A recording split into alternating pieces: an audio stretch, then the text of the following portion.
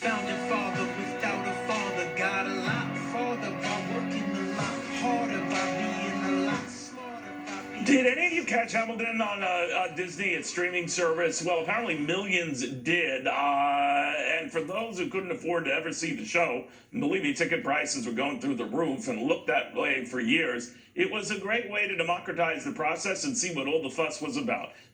Showing my bias here, it was the favorite show I have ever seen, bar none. Not only because it teaches history in a fun way, but you look back at the dynamics that helped shape our country. But that is not good enough for a crowd that says of Alexander Hamilton, well, he was a racist and he did little to address slavery. In fact, he did a lot to address slavery. But having said that, they're starting a new campaign, Cancel Hamilton. Disney has not yet responded to this push.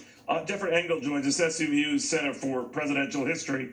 Professor, this seems incredible. Your thoughts?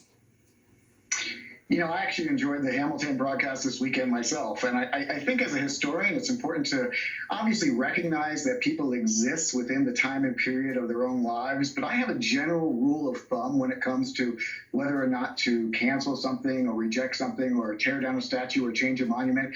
And that basically is, what do we most remember the person for? What's the first thing that comes to mind when we think of that person? So for Hamilton, for me, it would be, well, frankly, he was a founding father. The fact that he was at the Constitutional Convention and wrote the Federalist Papers. It's not necessarily the fact that he lived in a time where slavery was unfortunately much more common than any of us would have liked.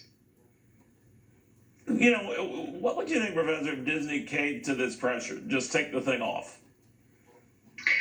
You know, I don't think it's very good history. I think the truth of the matter is that what's amazing about Hamilton is that it's both history, but more importantly, it's an incredible work of art. I mean, it's, for one thing, the choreography is astounding, as you saw from watching the video this last weekend.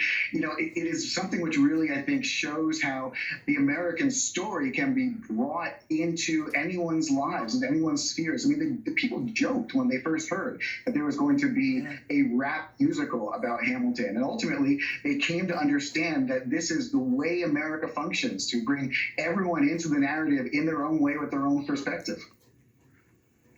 You're right, Professor. Thank you very much. I wish we had more time, but you echoed my point as well. This was a largely minority cast impersonating the white leaders of our time.